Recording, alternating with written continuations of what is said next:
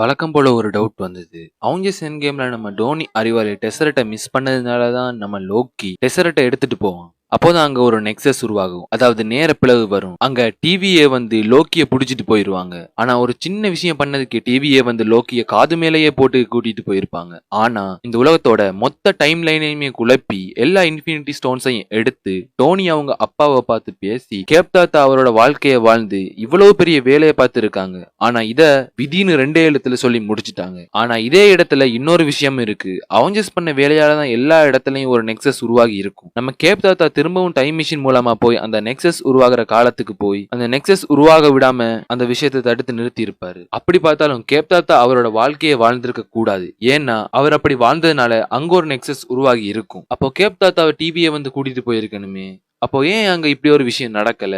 இதுக்கான பதில் எனக்கு இன்னும் தெரியல. உங்களுக்கு ஏதாவது ஐடியா இருந்து நான் கமெண்ட் பண்ணுங்க. எனக்கு இதுக்கான பதில் கிடைச்சது நான் அடுத்த வீடியோல போடுறேன். அதுக்கு முன்னாடி மறக்காம லைக் அண்ட் சப்ஸ்கிரைப் பண்ணுங்க. See you again guys.